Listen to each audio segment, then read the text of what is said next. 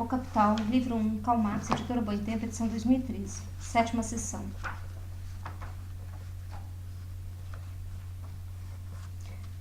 O processo de acumulação do capital. Capítulo 24. A assim chamada acumulação primitiva. Item 5. Efeito retroativo da Revolução Agrícola sobre a indústria. Criação do mercado interno para o capital industrial. Nota páginas 816 a 819.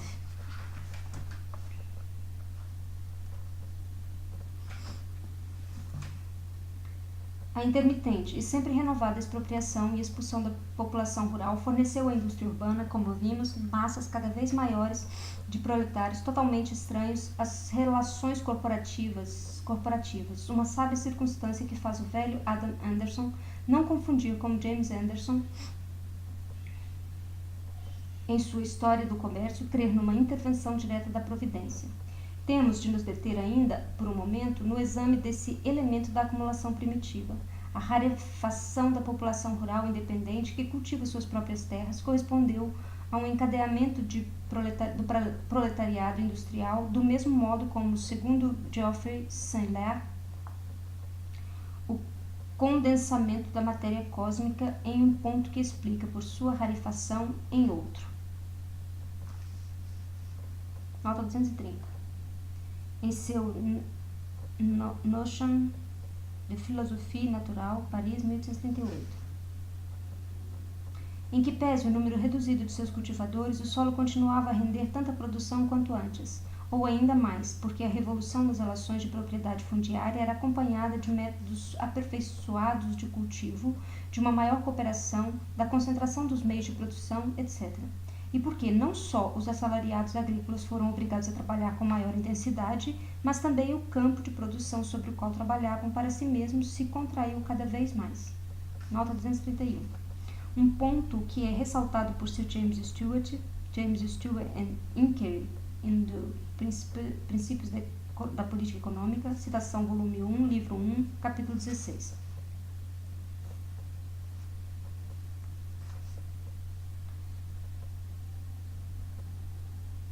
Mas também o campo de produção sobre o qual trabalhavam para si mesmos se contraiu cada vez mais. Com a liberação de parte da população rural, liberam-se também seus meios alimentares anteriores.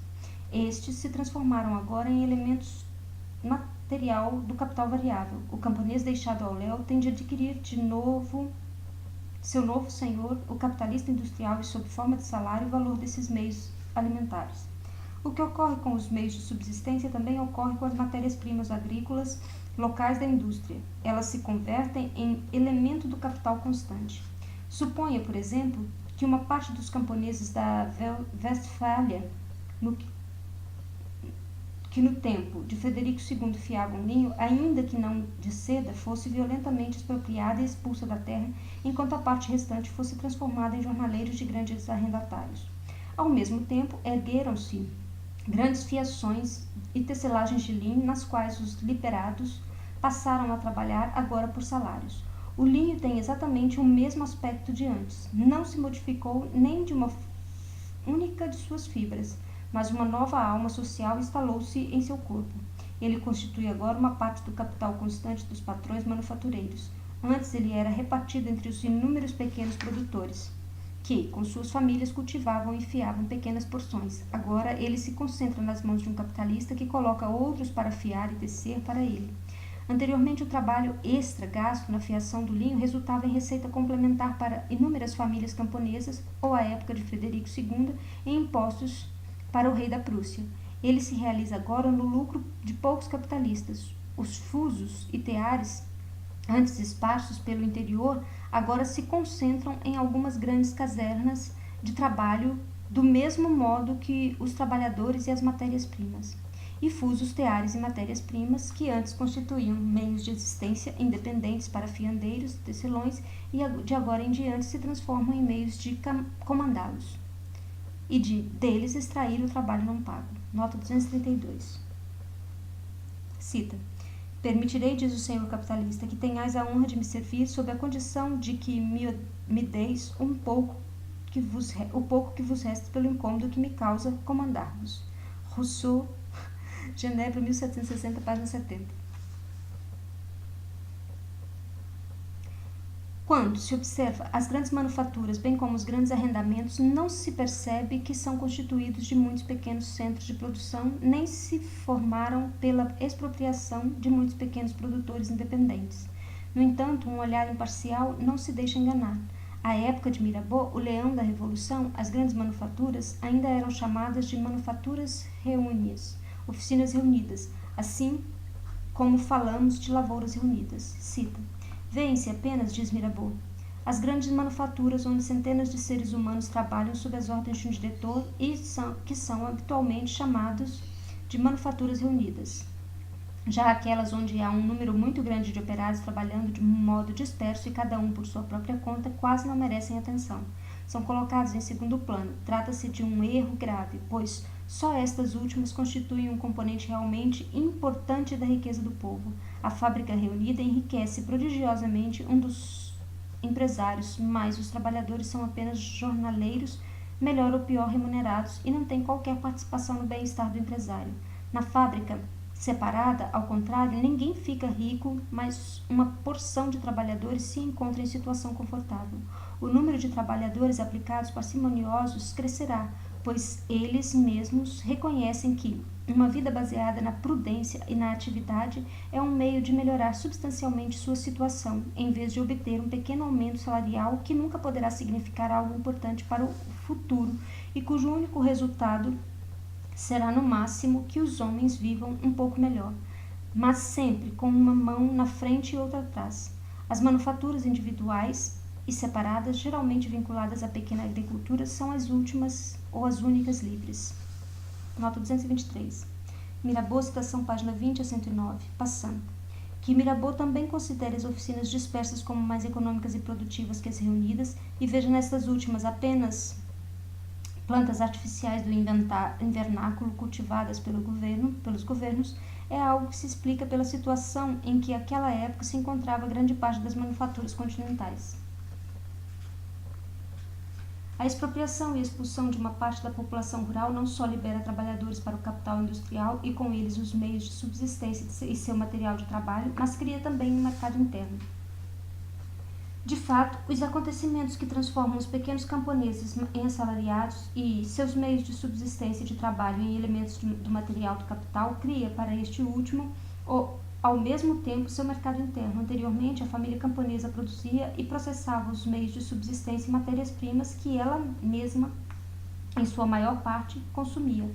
Essas matérias-primas e meios de subsistência converteram-se agora em mercadorias. O grande arrendatário as vende e encontra seu mercado nas manufaturas, fios, panos, tecidos, groseiros de lã, cujas coisas e matérias-primas se concentravam no âmbito de toda a família camponesa e que eram fiadas e tecidas por ela para seu consumo próprio. Transformam-se agora em artigos de manufatura, cujos mercados são formados precisamente pelos distritos rurais. A numerosa clientela dispersa, até então condicionada por uma grande quantidade de pequenos produtores trabalhando por conta própria, concentra-se agora num grande mercado abastecido pelo capital industrial. Nota 224.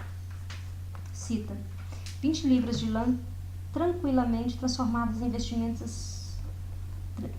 na vestimenta anual de uma família de trabalhadores por seus próprios esforços nos intervalos entre seus outros trabalhos não é algo que impressione. Mas leveis a lã ao mercado e envieis à fábrica, depois ao intermediário, depois ao negociante, tereis grandes operações comerciais e capital nominal empregado num montante de 20 vezes o seu valor. A classe trabalhadora é assim explorada para sustentar sua miserável população fabril, uma classe parasitária de lojistas e um sistema comercial, monetário e financeiro fictício. David U.K., Família Words, citação página 120.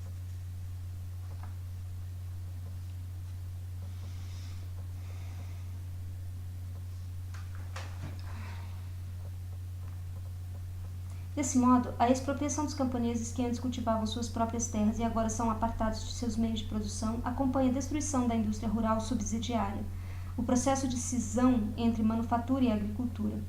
E apenas a destruição da indústria doméstica rural pode dar ao mercado interno de um país a amplitude e a sólida consistência de que o modo de produção capitalista necessita. No entanto, o período manufatureiro propriamente dito não provocou uma transformação radical. Recordemos que a manufatura só se apodera muito fragmentariamente da produção nacional e tem sempre como sua ampla base de sustentação o artesanato urbano e a indústria subsidiária doméstica e rural. Toda vez que a manufatura destrói essa indústria doméstica em uma de suas formas em ramos particulares de negócio e em determinados pontos, ela provoca seu ressurgimento em outros, pois tem necessidade dela, e até certo grau, para o processamento da matéria-prima. Ela produz, assim, uma nova classe de pequenos lavradores, que cultivam o solo como atividade subsidiária e exercem como negócio principal o trabalho industrial para a venda dos produtos à manufatura, diretamente ou por meio do comerciante. Essa é uma causa, embora não a principal, de um fenômeno que inicialmente desconcerta o investigador da história inglesa. A partir do último terço do século XV, tal pesquisador encontra reclamações contínuas, interrompidas apenas durante certos intervalos, sobre o avanço da economia capitalista no campo e a aniquilação progressiva do campesinato. Por outro lado, volta sempre a reencontrar este campesinato, ainda que em menor número e em situação cada vez pior. Nota 235. A exceção constitui aqui a época de Cromwell. Enquanto durou a República, a massa do povo inglês se ergueu em todas as suas camadas da degradação em que havia afundado sob os Tudors.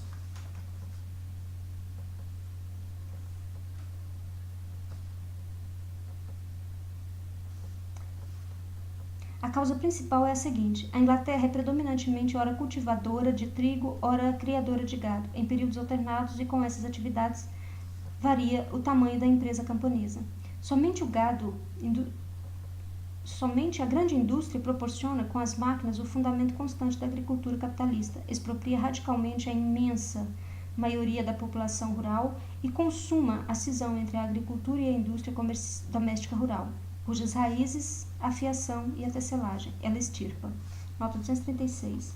Tuckett sabe que a grande indústria de lã derivada das manufaturas propriamente ditas e da destruição da manufatura rural ou doméstica acarretada pela introdução da maquinaria.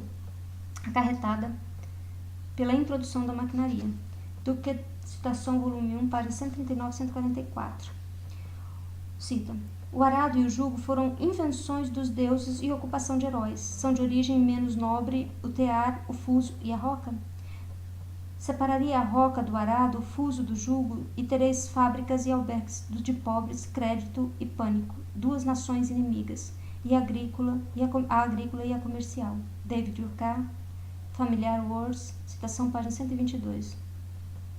Mas então chega Carey e acusa a Inglaterra, certamente não sem razão, de tentar converter os demais países em meros povos agrícolas, tendo a Inglaterra como fabricante. Ele diz que desse modo a Turquia teria sido arruinada, porque os proprietários e cultivadores do solo jamais foi permitido pela Inglaterra que fortalecessem a si mesmos por essa aliança natural entre o arado e o tear, o martelo e a grade. Página 125. Segundo ele, o próprio Urquhart é um dos principais agentes de ruína da Turquia, onde teria feito propaganda do livre câmbio a serviço de interesses ingleses. O melhor de tudo é que Carey, grande servo dos russos, diga-se de passagem, quer deter esse processo de cisão por meio do sistema protecionista que os acelera. Portanto, é só ela que conquista para o capital industrial todo o mercado interno.